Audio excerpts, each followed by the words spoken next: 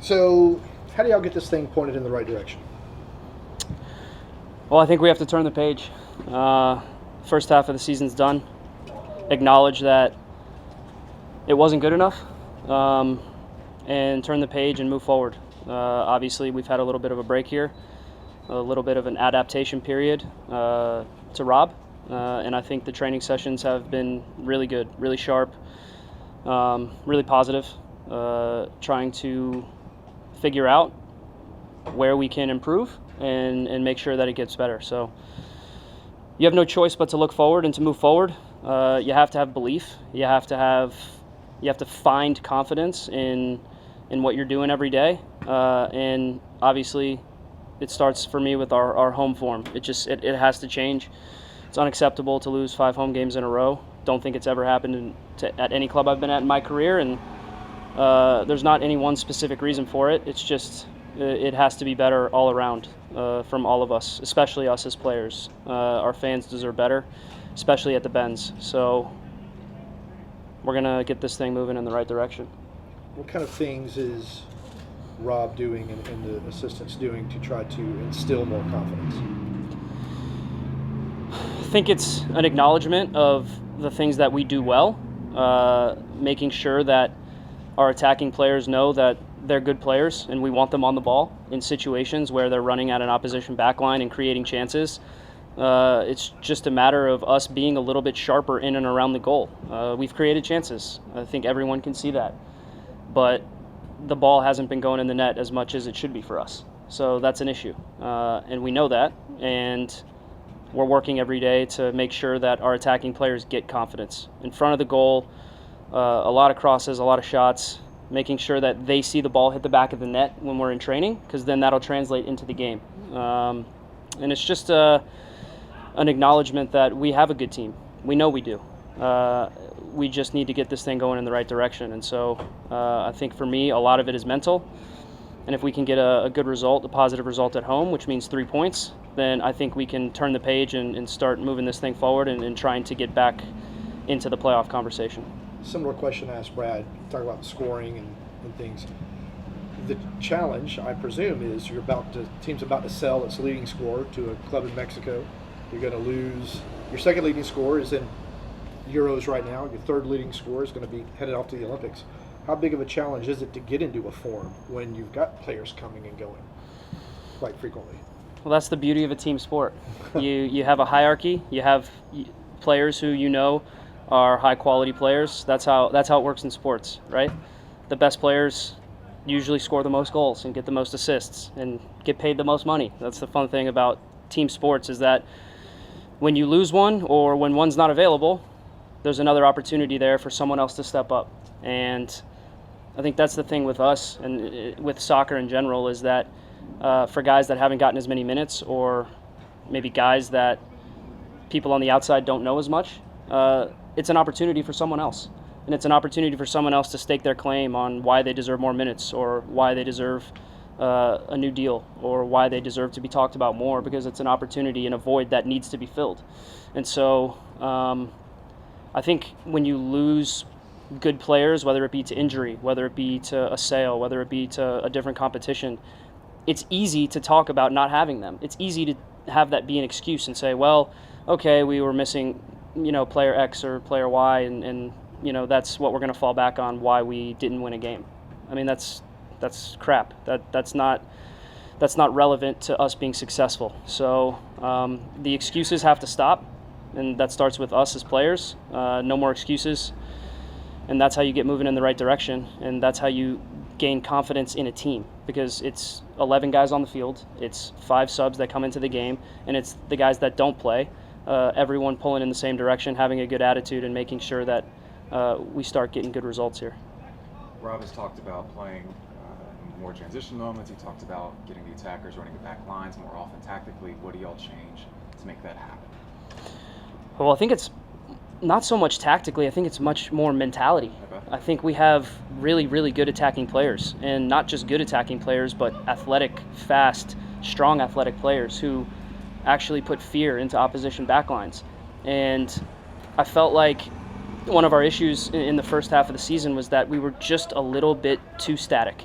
and we were just a little bit too robotic in the positioning of our wingers and our strikers. And I'd love to see them have a little bit more freedom of movement, and I think that's what Rob's done. Is he's come in and said, I want you guys out wide, taking guys on 1v1, but if the space isn't there, come inside and find the game.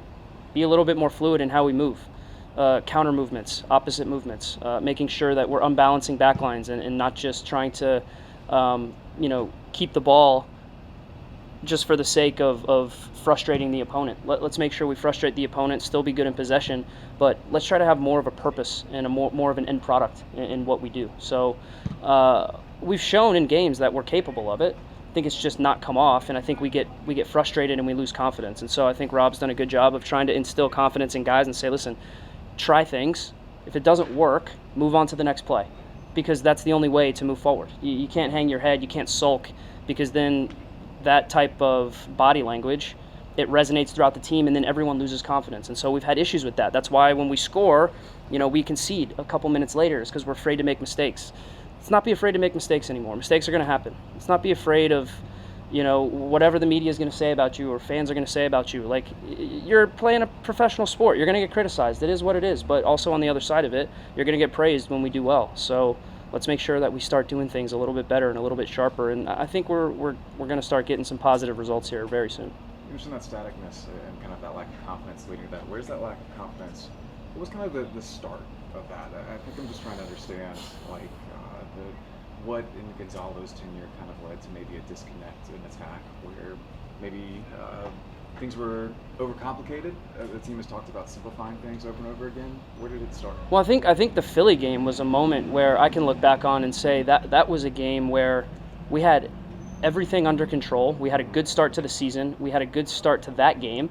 We had that game under control, and things just kind of snowballed after Philly scored their first goal, and then they got the second one, and then it's all of a sudden we're shell-shocked, and we don't know how to handle it, and we lose a lot of belief and a lot of confidence. And they actually scored a third that got called back correctly for offside, but it was close, and you're thinking, okay, we go from 2-0, and we should be winning this game easily against the top team in the league, to then, we're hanging on for dear life here. And then it's just been a snowball since then. We haven't been able to get things right at home, and so you have to have a short memory, right? I don't watch Ted Lasso. I haven't. I'm sorry. I know that's sacrilegious to say, but what is it, memory like a goldfish? Just forget about it. Let's move on. Next play, next 15 minutes, next half. It sounds like platitudes and cliches, but the best players and the best teams, they do that at the highest level, and they support each other. They don't hang their heads when guys make mistakes or things go wrong. So we're trying to get this thing from a mental standpoint back to an ultra positive, ultra confident place, because somewhere along the lines I think it got lost, and I don't think that's any one guy's fault. I mean, you mentioned Gonzalo, but when a coach gets fired, this is not one person's fault. This is the responsibility of everyone in the club, and as a player, I feel responsible as well, because we can do more and we can be better. And I know it's easy to want to point fingers, and usually when things go wrong, one person takes the fall, and that feels like crap. That doesn't feel good from a club standpoint, from my standpoint. So we're all in this together. We turn the page and we get this thing going in a positive direction, because we get one win against Houston, and then we use that momentum to go and get a second win in a row, and then you try to get a third win in a row, and all of a sudden you're talking about, all right, we're sneaking back into the playoff conversation. Can we get a little bit higher? Can we try to sneak into the top four? I mean, these are things that we need to aspire to try to do the rest of the season. Dax, I wanted to ask you about how the younger players have handled this past couple of weeks, the coaching change. Maybe guys who haven't been through it before, and how the veterans have maybe helped them through it. Young players have been brilliant. First of all, it's difficult because a lot of our young guys have been gone, representing their various national teams. But the other guys have been really mature about it. That's what I love about this group, is that we have a mature group of young players who all have relatively good experience for their age. Some guys have been through it with Atlanta United when they were in the academy, right? You've had numerous coaches the last 5-6 years, and so maybe they're not directly involved in that with the first team, but they understand what goes into a professional sports team. And so I was racking my brain, trying to figure out when was the last time I had actually been through a mid-season coaching change. It's been a long time. I think it's been back to my Dallas days, and so I was was trying to think back to like how that felt and how you move forward. And the only thing you can do is turn the page. You know, you thank the people that are out of a job now, and you say thank you and thanks for everything, because in this sport it's a very small world, and so you never know when you run into people again. But just turn the page, move forward, and try to make things better, because it's not like we have 5 games left in the season. We have half a season left. So there's not one guy, I hope, in that locker room that thinks that the season's over, because it's not. We can definitely make it right and make some noise in the season still. You've grown into a leader in your short time here with the team. What has it been like for you being a leader, not only on the pitch, but also off of it in the locker room, talking to other guys? I just try to be me. I just try to be myself. I don't try to be someone I'm not. And look, I'm the old guy, other than Brad, who's the grandpa. I'm more like the old uncle. I just try to make sure that, you know, the team is going in a direction that stays positive. And it's not easy, because I'm new. And some guys are, you know, they'll probably look at you and think, you know, who is this person who's coming into the team and hasn't been here very long. But, you know, I don't change for anybody. I try to be myself, try to be authentic, and whether that resonates with guys or not, you know, I'm not really sure. But you have to be hard on people sometimes, and you have to lighten the mood sometimes. And I try to do that. Not always successful, but I think when you have a lot of different personalities in the group, you just have to have everyone be themselves, and that's how you kind of forge a good bond and a good team camaraderie. And so it's still a work in progress. I don't think it's perfect, and I definitely have a long way to go to continue to try to be a good teammate and a good leader. But it's a start to try to move in the right direction now, when, you know, we've had this little bit of time off, and it's a little bit of a reset. And the training sessions under Rob have been really sharp, and you can tell that, you know, while there's sadness that, you know, a colleague lost his job, there's also excitement that we need to move forward, and we need to try to get this thing going in the right direction, because the season won't stop for anybody. Good, thanks guys.